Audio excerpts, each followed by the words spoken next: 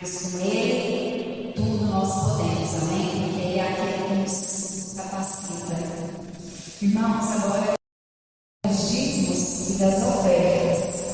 Eu gostaria de ler em Mateus capítulo 6, versículo 24.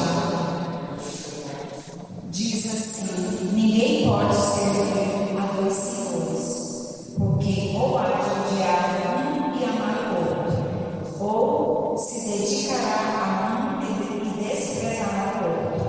Não podeis servir a Deus e a Mamon. Mamon é as riquezas.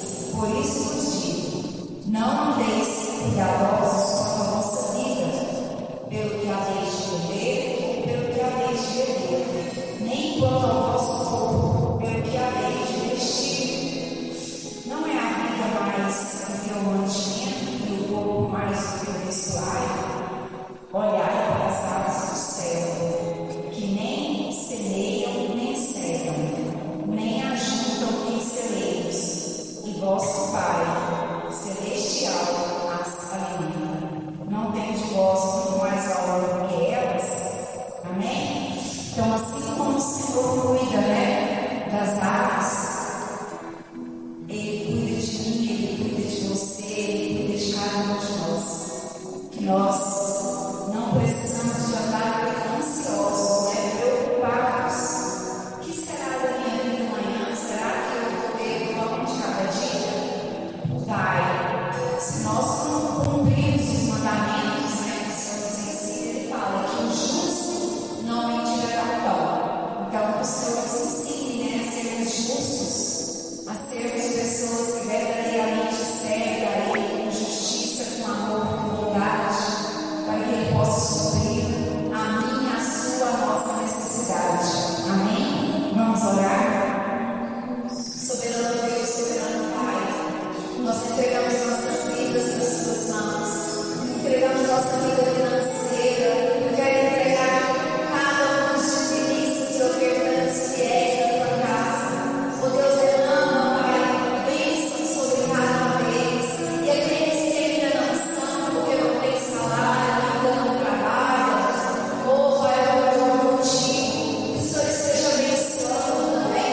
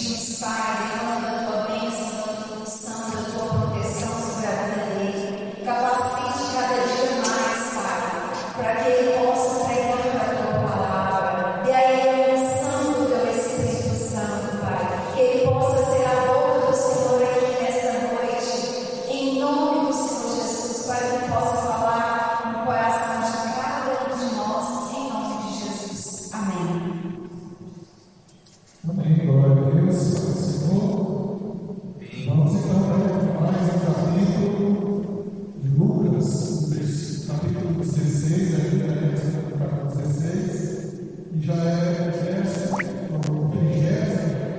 dia do curso de Psicologia, curso que é um aprendizado da igreja de IP, que aprendeu a palavra de Deus em primeiro lugar. Nós estamos aqui no vídeo a seguir, amém? Então vamos à palavra do Senhor. Lucas capítulo 16, versículo 18. Todo aquele que repudia sua mulher e casa com outra, comete adultério. E quem casa com a que foi repudiada pelo marido, também comete adultério. Amém. Essa parte aqui é um trecho pequeno, mas existe outras partes aqui que até vou dar uma mensagem e vamos explicar melhor. Pode ser palavra de Jesus, então palavra de Jesus, qualquer coisa, o menor que seja, deve ser repetida, né? E baseado no processo que eu vou falar também um pouco mais sobre isso. Veja bem que a Bíblia é muito clara a respeito de adultério, a respeito do casamento. Para Deus, o casal deve se unir uma única vez, e assim ficar até que a morte separe. Nós celebramos o casamento da Bíblia que diz, e até que a morte separe, a doença, na tristeza, acontece mesmo no sentido dos casamentos, quando chega um tipo de alguma discussão, de pensamento diverso, que as pessoas não estão na mesma visão, elas não suportam, né, e acabam se separando. E hoje em dia, infelizmente, o número de divórcios tem crescido bastante. Mas não era para ser assim. A palavra de Deus diz muito claro que a mulher e o homem devem ficar juntos até o dia da morte, né, de um dos dois, né, até que um parte o outro. Aí sim, a viúva pode adquirir um novo casamento? Sim, pode adquirir um novo casamento. Essa parte aqui tem umas particularidades. Por exemplo, na minha interpretação bíblica, diz que se a pessoa for impedida de buscar a Deus pelo marido ou pela esposa, ela sim pode se separar. Porque amar a Deus é sobre todas as coisas. E nós temos que cumprir esse mandamento acima de todos. Porque um mandamento maior. Se for um caso específico em que a pessoa, por exemplo, casou com uma pessoa e ela está dizendo, não, eu não vou deixar você na igreja, eu não deixo você orar em casa, eu não permito, eu sou de outra religião, de outra fé, ou eu simplesmente não acredito em nada. Se a pessoa impossibilita você de buscar a Deus, o amar a Deus é sobre todas as coisas, não é? Então, se é sobre todas as coisas, é sobre o casamento. Então, só para ter uma ideia que é um assunto muito complexo, porque ele exige uma certa reflexão baseada também nesse espírito. Você não pode inventar critérios. Todos os critérios têm que ser bíblicos. Toda visão tem que ser bíblica, né? Mas se você quer se separar do marido ou da sua esposa, eu acho que não existe um argumento assim, que a não ser por causa de traição, que é tadinho, né? Você por causa de adultério, ele não vai dizer, diz que quem trai comete adultério. Mas em outras passagens bíblicas, vamos dizer bem claramente que a pessoa só pode deixar o seu companheiro, sua parceira, no caso de adultério. Se não for esse caso, se não for o caso de viuvez, se não for o caso de estar impedido de buscar a Deus, não tem como se separar. Pelo menos biblicamente não. Mas existe uma outra questão muito interessante. Uma pessoa pode pensar assim, e se uma pessoa não for cristã? Casou. Depois que ela casou, aconteceu que eles discutiram, brigaram, se separaram. Ela não é cristã. Acontece que no passado tempo ela conheceu a Cristo através da palavra de Deus, começou a frequentar a igreja e resolveu se batizar. Ok, ela pode se casar novamente? Sim, ela pode se casar novamente, por quê? Porque o batismo é o sepultamento da velha criatura. Então tudo que aconteceu no passado, me confundir demais. Tudo que tem que ser morto, tem que morrer, porque o batismo é o sepultamento da velha criatura. E se a outra pessoa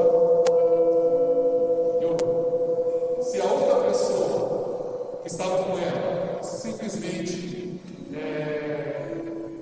a velha criatura morreu, aquele casamento que ela teve, aquela experiência de vida, morreu com ela, entendeu? Ou seja, ela é uma nova criatura, e a nova criatura não casou. São também como tem detalhes da Bíblia que a gente tem que estar bem atento, porque uma coisa que parece simples pode ter alguns aspectos que a gente vê que existem possibilidades, nesse caso, possibilidades de um novo casamento em algumas determinadas situações. Não é muito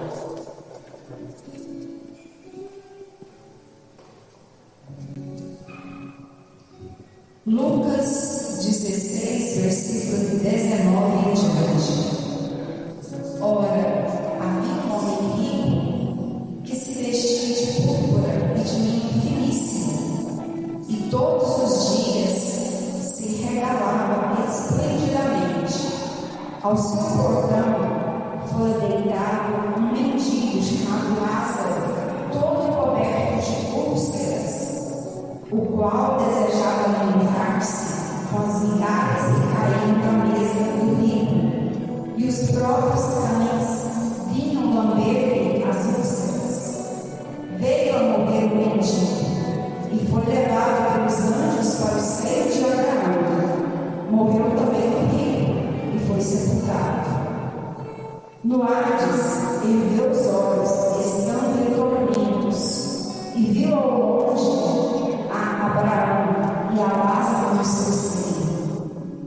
E clamando disse: Pai Abraão, tem misericórdia de mim e envia-me Lázaro, para que molhe na água a ponta do dedo e me refresque a língua, porque estou atormentado nesta chama. Disse, porém, Abraão: Filho, lembra-te de que em tua vida recebeste os teus bens, e Lázaro de igual modo os males. Agora, porém, ele aqui é consolado, e tu atormentado. E além disso, entre nós e vós está posto um grande abismo, de sorte que os que quisessem passar daqui para vós não poderiam, nem os de lá passar para nós. Disse ele então: Rogo-te, pois, ó Pai, que o mandes à casa de meu pai, porque tenho 5 irmãos, para que lhes dê testemunho, a fim de que não venham eles também para este lugar de tormento. Disse-lhe Abraão: Tem Moisés e os profetas, ouçam-nos. Respondeu ele: Não, pai Abraão, mas se alguém entre os mortos for ver com eles, hão de se arrepender. Abraão, porém, lhe disse: Se não ouvem a Moisés e aos profetas, tampouco acreditarão ainda que ressuscite alguém dentre os mortos.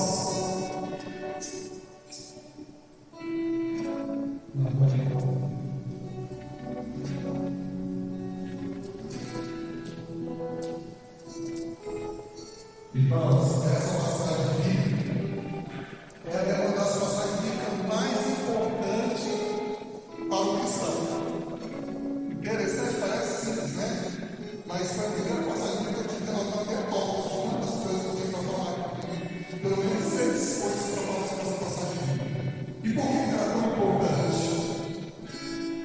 Veja bem, aqui é a história de Lázaro e do rico, o homem rico. Resumindo, Lázaro era um pobre, pedia esmola, ficava na casa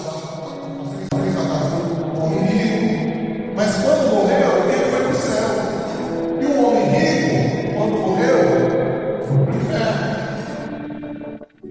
Primeira coisa, é uma parábola ou é uma história verídica? Essa é uma questão que tem que ser levantada. Para muitos teólogos, isso não é uma parábola, é uma história real. Por que essa história é real? Porque nas parábolas não tem nome. E essa aqui tem o nome, Lázaro. Diz quem é o homem. Lázaro que morreu. Então, trata-se de uma pessoa Quando é uma parábola, assim, um certo homem, havia um certo homem, uma mulher, e não dá nomes. Mas quando é uma história real, se cita o nome. E aqui foi citado o nome de Lázaro. E isso, só esse fato de ser uma história real e não uma história verídica, muda toda a situação. Por quê? Porque baseado nessa história, nós podemos concluir o que acontece com a pessoa depois da morte. O que vai acontecer com nós depois que morremos?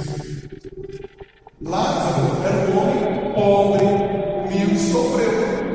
Porém, quando ele morreu, ele foi para o céu, porque ele, na sua humildade, não pecava contra Deus. O homem rico, com certeza, teve muitas possibilidades de pecar. Porque, irmãos, muitas pessoas faziam que eu quero dinheiro, nossa, que melhor é o seu dinheiro. Mas você não tinha que se perguntar se você quer dinheiro, se quer melhor é o seu dinheiro. É se você realmente está preparado para receber a bonança.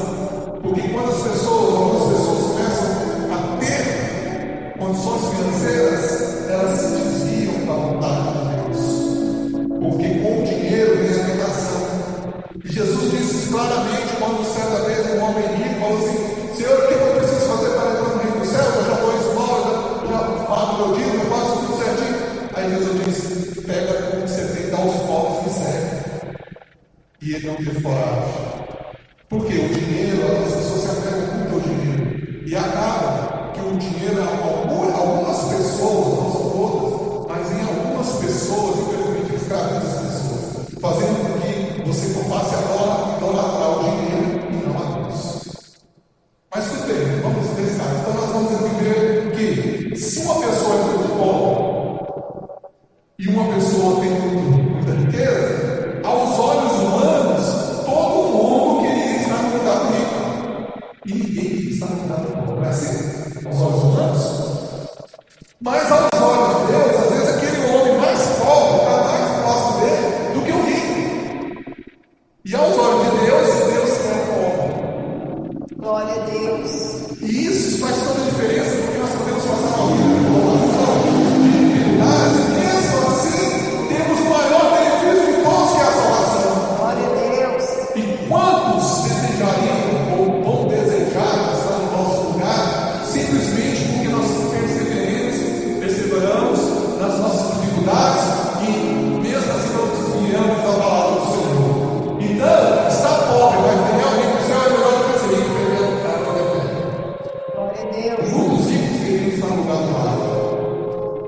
Então, veja que isso é uma história muito interessante, porque ela dá valor ao pobre e fala: rico, cuidado, porque a riqueza pode ser uma tentação que você não vai suportar. Então você está sendo mais tentado que o pobre. E eu vou contar isso uma história particular minha que aconteceu e eu não esqueço disso. Que quando a minha esposa e eu tínhamos uma mestre e uma loja lá em Coelho, nós íamos lá para a Feira Rica. E naquela Feira Rica lá, uma vez eu vi uma cena que me marcou muito, que uma mãe estava com a sua filha no carrinho de mão, empurrando a filha dela no carrinho, sentada no carrinho. Ela tinha problemas físicos, toda aleijada, e a mãe tinha que empurrar a filha no carrinho de mão e a mãe pediu esmola. E eu falei: Senhor, como é que isso pode ser justo? O que essa moça fez? Ela nasceu assim, toda torta, e qual mal que ela fez? Por que ela merece estar numa situação dessa? O Espírito Santo falou assim: mas ela, na sua dificuldade, pode estar mais próximo de Deus do que você.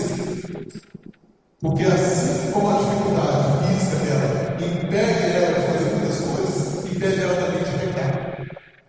E a vida terrena é curta, a vida terrena é passageira, a verdadeira vida é que virá. E na vida que virá, com certeza, vale mais a pena do que essa. Então a gente tem caminho também. O pobre pode ter alguns benefícios que nem vai ter. E isso só a justiça do Cristo vai fazer. Mas tem outra coisa que a gente tem.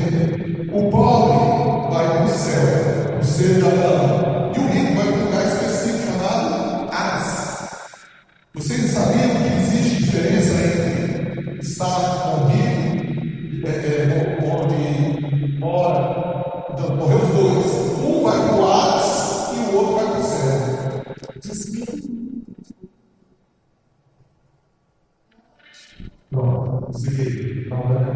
interessante do um vai para o Hades, o outro vai para o céu. Então, o Hades seria um lugar onde aqueles que não foram bons seriam uma espécie de inferno. Né? Você sabe que aquela ideia que fala assim, quando eu tinha criança, né? A minha ideia foi formada por criança.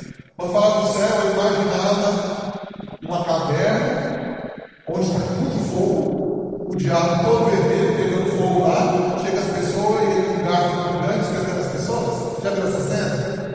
Então você imagina assim, o que é o inferno?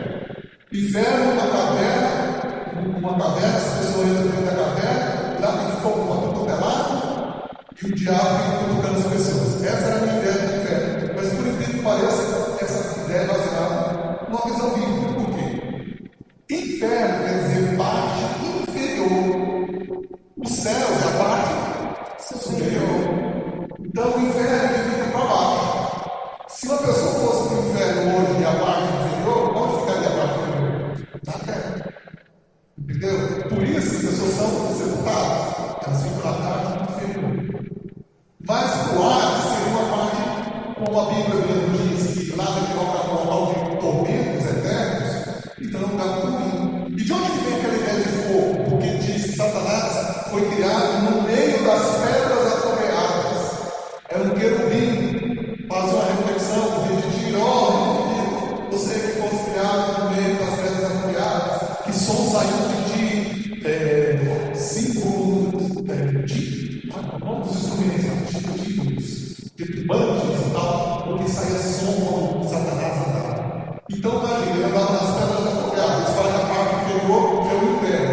Então, faz muita a visão do inferno que está na parte inferior e o diabo dentro do fogo tem essa origem bíblica. Ok? Mas não vou dizer que vai ser assim, não. Os adventistas dos 7 dias acreditam de uma forma diferente. O que eles acreditam? Eles acreditam que quando uma pessoa morre, vai dormir. Só no dia do julgamento eles vão estar vivos. A igreja de Deus, os teólogos, com base dos teólogos, creem que a pessoa, quando morre, ela já passa no julgamento automático. E ali, ou ela vai para o céu, ou ela vai para o inferno. Ou ela vai para o céu de Abraão, ou vai para o Hades. Baseado em quê? Baseado nessa passagem. Vocês estão vendo que aqui, assim morreu o rico e assim morreu o Lázaro, e os dois foram imediatamente para um lugar, e o Lázaro já estava no céu, o céu de Abraão. Quer dizer, o céu do céu de Abraão, uma referência. E o rico já estava no inferno. Então, essa ideia de que nós seremos julgados no final do tempo, será no último dia que Jesus voltar para aqueles que estão vivos. Mas para os que já morreram, já estão ou no céu ou no inferno. Eu confesso a vocês que eu tinha uma grande dificuldade com isso também. E para mim, o julgamento ia acontecer. E como o julgamento ia acontecer, não aconteceu ainda. Então a pessoa não sabe do jeito. Essa seria a minha ideia. Porém, nós fizemos um curso de teologia, eu e minha esposa, nós vamos estudar. E aí nós hoje estamos concluindo que é uma visão também da igreja de Deus, é que uma pessoa morre, ela passa por um julgamento, porque Deus vai julgar para você vai para o céu ou para o inferno, no teu julgamento, e ela sofre ou ela fica no ápice, que seria o inferno. Entendeu? Então você viu quantas partes existem, né? Então é uma pessoa legal ou é parábola. O pobre pode se tornar rico, o rico se tornar pobre. Porque é rico, é pobre na vida terrena, mas é rico no céus. E mostra para nós o verdadeiro sentido que nós temos que ter na vida. Não é buscar favores terrenos, mas juntar tesouro no céu, que foi o que Jesus ensinou. Ok?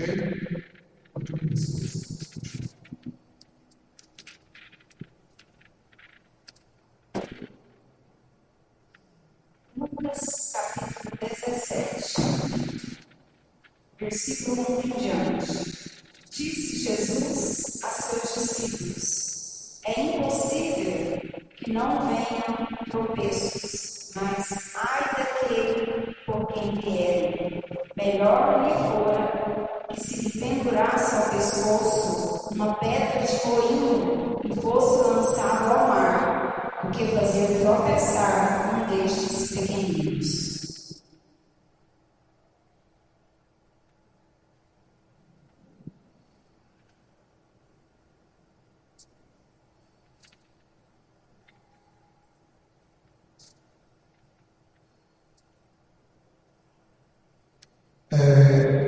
Você pode fazer coisas erradas. Sim. Pode fazer coisas certas. Amém. Mas se você pegar uma pessoa que está no caminho certo e tirar ela do caminho certo e fazer com que ela pegue, você comete um crime contra Deus. Você está desviando uma pessoa do caminho da salvação. E aí, uma consequência virá sobre você. Essa palavra está dizendo bem claro. Antes pegasse um moinho, amarrasse uma corda e jogasse no mar.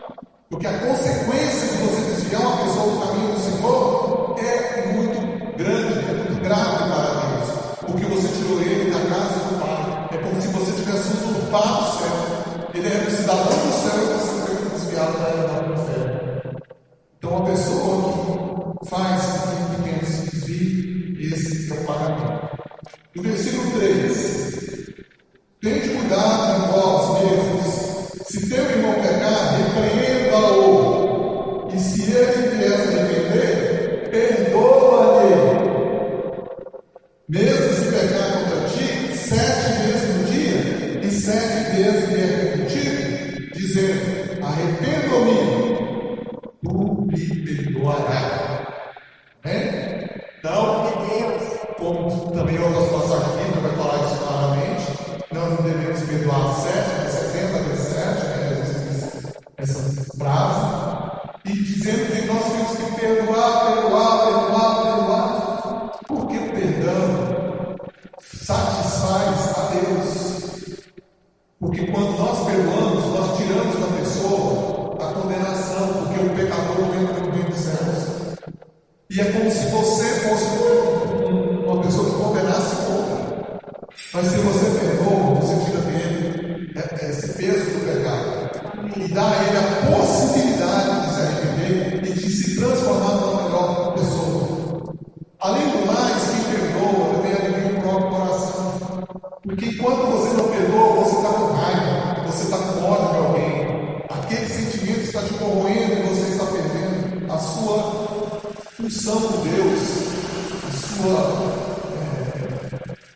mesma dimensão, sabe, no mesmo sintonia, essa é a palavra que eu quero dizer. Você perde a sua sintonia com Deus.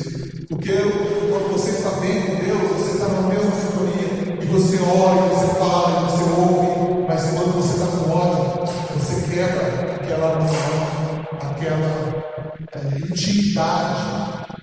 Quebra-se a intimidade com Deus, a falta de perdão. Então, quando não há perdão, a pessoa que não perdoa, ela é prejudicada. A pessoa que cometeu o pecado também está prejudicada. E quando você perdoa, tudo é apagado. Versículo 5.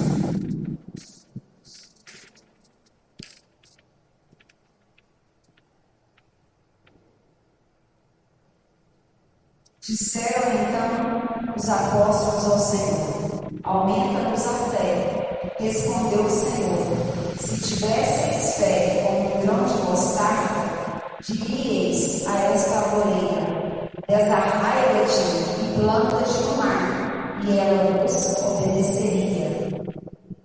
Aquele que tem fé, fala, você fala, sai daqui e vai para o lado de lá. Isso é uma visão de fé. Mas eu nunca vi uma pessoa transportando ou mudando uma árvore de lugar. O que isso quer dizer? Que as pessoas não têm fé? Ou simplesmente nós todos já estamos tão corrompidos em nossos corações, não por causa da maldade do mundo, da impureza desse mundo, nós vivemos um mundo impuro. De tal forma, irmãos, que por mais que a gente tente buscar a santidade, a gente não consegue encontrar essa santidade. Porque eu escuto, eu ouço, eu falo, eu vejo coisas que não são puras. E aí me falta fé para transformar um monte. Entendeu? Então, a fé genuína e verdadeira, ela requer uma santidade que cada dia mais está sendo mais e mais difícil de ser alcançada. Porque ser santo no mundo de pecado é uma tarefa muito difícil.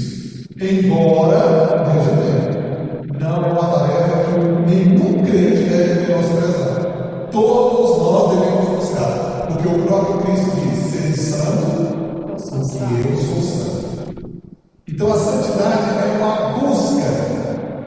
constante, porém, atingir o estado de santidade e pureza, só Jesus atingiu esse estado de santidade e pureza necessário para ter uma comunhão com Deus e dizer a um monte ou uma árvore, sai daqui e vai morar de lá, e esse monte ou essa árvore mudaria de lugar.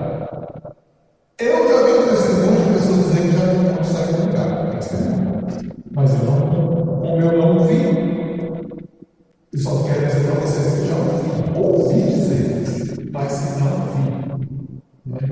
Mas que pode ser possível, se o próprio Cristo disse que é possível. Amém? Mas eu tenho certeza que também, quando uma pessoa busca Deus, geralmente não é para ficar tirando uma planta de um lugar e água de um lugar. A gente não deve fazer esses pedidos, né? Talvez se a pessoa buscasse a fé ou caso da necessidade, porque Deus atende muito mais a nós, nas nossas necessidades, do que nos nossos caprichos.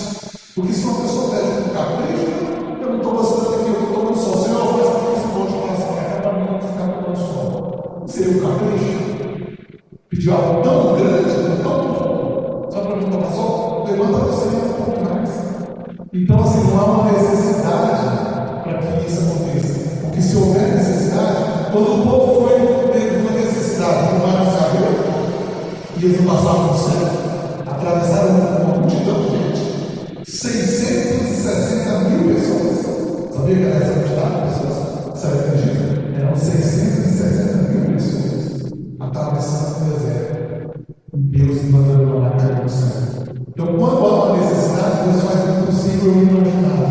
Glória a Deus. Mas sem uma necessidade, por capricho, o que Jesus disse quando o diabo falou assim?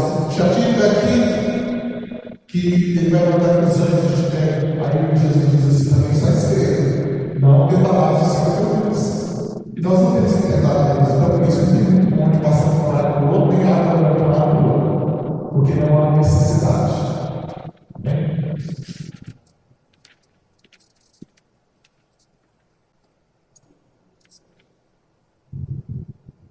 Lucas 17, versículo 7. Qual de vós, tendo um servo a lavrar ou a apacentar gado, lhe dirá, ao voltar ele do campo, chega-te já, reclina-te à mesa? Não lhe dirás antes, prepara-me a ceia, e cinge-me, e segue-me, até que eu tenha comido e bebido, e depois comerás tu e beberás?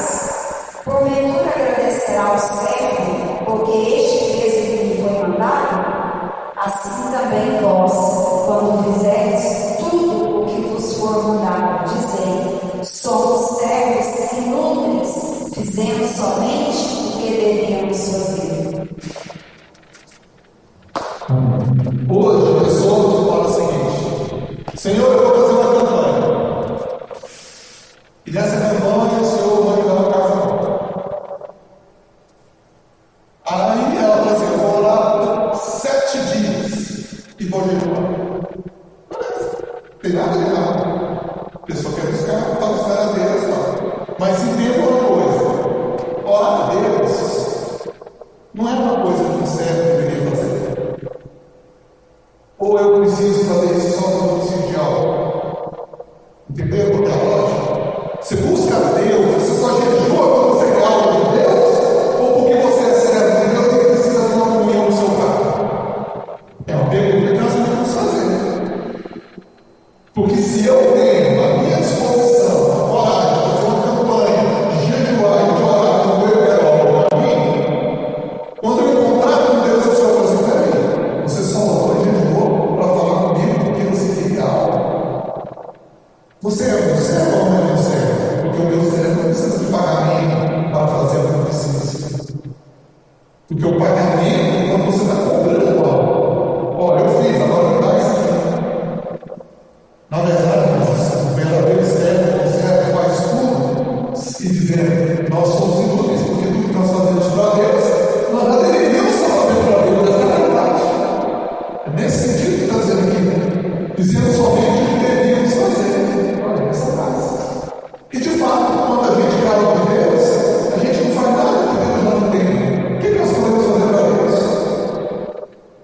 Então não é a nossa oração que compra a alma de Deus. Isso que é o que nós devemos entender. Ninguém consegue pagar a Deus, porque você não tem nada que Deus já não tem. Você não consegue dizer nada que Deus já não tem algo para fazer por ele. Porque se você ora a Deus achando que você está fazendo grande coisa, lá no céu tem um creio que diz 24 horas: Santo, Santo, Santo, é Santo, não é? Então, irmãos, não é o que nós estamos fazendo que compra a Deus. Bom, quem compra a Deus? Mas é o nosso desejo de filho, muito menor que você se humilhar com o filho do Senhor. Eu preciso. É por isso que eu estou te pedindo. O Senhor é meu Pai, eu já sei, independente de eu ganhar, eu vou orar, e eu estou orando, eu estou fazendo, mas, Senhor, eu preciso disso. E mostra para Deus. Rasga o seu coração e fala com Ele. Entendeu? Mas não faz isso. Ora com Deus, vai Deus só porque você quer uma coisa. Não é só para isso. Porque isso é tentar pagar com Deus. Não vai ganhar com Deus, você está aqui. Os favores de Deus não estão. Pastor, nós não podemos fazer campanha? Claro que nós podemos fazer campanha. Campanha significa, nesse momento eu quero fazer algo que eu não vou fazer, porque eu preciso ter uma intimidade com Deus. E quando eu falo, eu quero fazer Deus fazer algo. Eu estou tirando tudo aquilo que me atrapalha a minha comunicação. Imagina que você pega um rádio e começa a falar com o rádio, no telefone. Aí a conta está. Oh, Deus, você está falando aí? Eu quero discutir. Não pode, o que você está pedindo? Sabe o que está chegando? É o nosso pecado. Nosso pecado interfere na nossa comunhão com Deus. Mas quando nós falamos assim, vou fazer uma campanha, eu quero fazer as coisas, eu quero conversar com Deus. Quero conversar com meu Pai, quero escutar. E quando eu quero escutar, eu quero dizer assim, eu não quero, eu sei que eu sou pecador, eu não tenho nada para decidir. Mas se o Senhor pode, se o Senhor deseja, me ajuda. Eu sou imerecedor, mas eu tenho uma mão que é maior que os meus pecados. E é isso.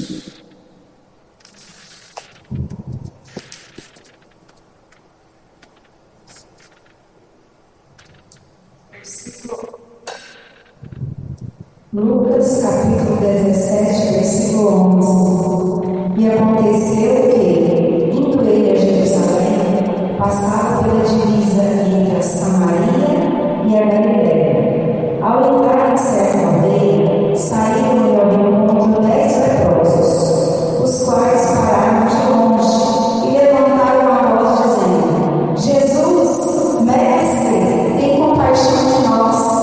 Ele logo que os viu disse-lhes: Ide e mostrai-vos aos sacerdotes. E aconteceu que, enquanto iam, ficaram limpos. Um deles, vendo que foi curado, voltou glorificando a Deus em alta voz e prostrou-se com o rosto em terra aos pés de Jesus, dando-lhe graças. E este era samaritano. Perguntou, pois, Jesus: Não foram limpos os 10? E os 9, onde estão? Não se achou quem voltasse para dar glória a Deus, senão este estrangeiro. E disse-lhe: Levanta-te e vai, a tua fé te salvou. Amém. Aqui, nós vemos 10 leprosos. Gente, não sei se por aquela época, era uma coisa assim extraordinária. Porque quem era leproso, primeiro, a lepra faz com que parte do corpo vai apodrecer e cair. Você vai morrer. E parte do seu corpo caindo. Aí um pedaço do dedo, uma mão. Então a pessoa ia morrendo e apodrecendo o dedo. Segundo, era uma doença que pegava. Você não podia ter contato social com nenhuma outra pessoa. Você só podia conversar com outro leproso. Porque ele estava contaminado, estava levando com você. Então a pessoa, quando ela tinha lepra, ela ia para o vale dos leprosos. E ali ela só ficava convivendo com outros leprosos. Quando a pessoa levava comida, tinha que estar longe. E a pessoa levava comida, eles lá buscando comida e levava comida. Porque podia ter um demônio lá. Então imagine essas 10 pessoas doentes tendo a oportunidade de ser curada. 10. Eu ia passar no pé do barco de leprosos, tinha 10 leprosos, e as pessoas, Jesus, filho de Davi, tem misericórdia, nos cura. Aí ele falou, o que vocês querem? Nós queremos ser livres, quer dizer, eu quero acabar com a guerra. E Jesus ouviu por eles dessa terrível doença. Mas os 10 foram para a cidade, porque já estavam com saudade da família, estavam com saudade de Deus. Olha aqui, eu não tenho mais lepra, eu agora posso viver com vocês, eu posso conversar com vocês, vocês vão poder me ver, podem me abraçar, acabou! Fui curado. Imagine que o desejo deles de voltar para a família deles era imenso. Largar pai, pagar filho, e agora eles poderiam se reencontrar. Mas um deles falou assim: eu não posso voltar para a cidade. Eu preciso agradecer. Eu não lembro, tem que agradecer. Ele curou, ele tirou de mim esse mal. E justamente o que foi, era o único que não era judeu, ele era um samaritano. Porque muitas pessoas, vendo que Jesus também era judeu, falam assim: não, foi um judeu que me curou, está tudo bem. Ah, ele é minha família, ele é um dos meus, está tudo bem. Irmãos, nós temos que agradecer sim. Né? Se alguém faz um bem para você, não importa se ele é chegado, se ele é companheiro, se ele é íntimo. Se fez, agradeça a ele. Mostra para ele que você reconhece que ele saiu do íntimo. Ele saiu com uma coisa boa, você recebe. Entendeu? Eu posso conviver com a minha esposa faz um almoço, eu posso agradecer ela. Ô meu amor, obrigado. Você fez hoje, é uma delícia. Porque quando a pessoa é muito próxima, a gente às vezes não dá esse valor. Está até se sentindo gostoso, mas acha que precisa falar. Mas quando vem alguém de fora, nossa, que comida gostosa que você fez.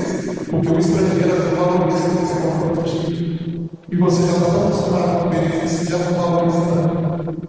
É disso que se trata essa passagem. Que mostra que não importa se a pessoa é muito próxima, se ela te faz bem, valorize, mostre para ela que você é agradecido ou agradecida. Amém? Agora, no finalzinho aqui, mesmo poder, versículo 20. Sendo Jesus interrogado pelos fariseus sobre quando viria o reino de Deus, respondeu-lhes: presta bem atenção nessa frase. O reino de Deus não vem com aparência exterior, nem dirão, ei-lo aqui ou ei-lo ali, pois o reino de Deus está dentro de nós. Por que nós cumprimentamos um irmão dizendo a paz de Cristo, paz do Senhor, a paz do Senhor, a paz de Cristo, graças a Deus? Porque você precisa da paz de Deus. Quando o reino de Deus entra em você, a paz entra em você. Porque nós somos flutuados, né? Às vezes ficamos vendo tantas dificuldades no mundo, mas aí um dia nós descobrimos Jesus, nos apaixonamos por Ele e temos a nossa fé renovada, dia após dia. Quanto mais você busca, mais renovada a sua fé. E aí você tem a paz no seu coração. É uma paz que nada no mundo vai te dar. Você pode ter dinheiro, você pode ter amigos, você pode ter muita coisa. Mas chega um momento que todo mundo entra no seu quarto, na sua casa, fica sozinho, e ali ele sente uma solidão. Mas acabou, né? Não tem nada. Mas abra sua boca para Deus. Você vai ver que você nunca vai estar só. Ele está sempre ao seu alcance. O que na verdade ele está em você. Amém? O que o Senhor, quando Ele entra no seu coração, se transforma, e você começa a pensar diferente, a agir diferente, a falar diferente, ter comportamentos diferentes, é porque Deus agindo dentro de você. Deus falando para você: não faça mais isso, não faça mais aquilo. Aquilo que você está falando, não critique essa pessoa, para que você vai criticar. Você não aprendeu a minha palavra. Ou seja, você vai tendo confrontos com o que você anda fazendo. E cada confronto desse é um confronto com o próprio reino de Deus. Porque o Senhor está te dizendo: faça, continue na minha paz. E quando você diz não, não vou fazer, aí a paz novamente entra na situação. Precisa fazer. Em nome de Jesus, eu não vou te desejar mal. Em nome de Jesus, eu não vou te falar mal. Não vou te tratar mal. Em nome de Jesus, eu vou te perdoar. No nome do Senhor Jesus, você faz coisas inacreditáveis que você naturalmente não faria. E quando você vê e percebe, você já se tornou um outro ser, uma outra pessoa. Já não é mais a marca que antes, é uma marca renovada, mudada, transformada. Amém. Glória a Deus. Aleluia, glória a Deus. Amém. Amém? E assim está de nós. Aleluia. O que Deus possa renovar a cada um de nós, e nós vamos buscar essa intimidade. Porque se o reino de Deus está em nós temos que só fechar os olhos e perceber que o Senhor está em nosso coração. E eu quero sobre agora por 5 minutos, amém? Amém. Vamos encerrar, fazer as nossas orações, nosso devocional, em 5 minutos com o Senhor.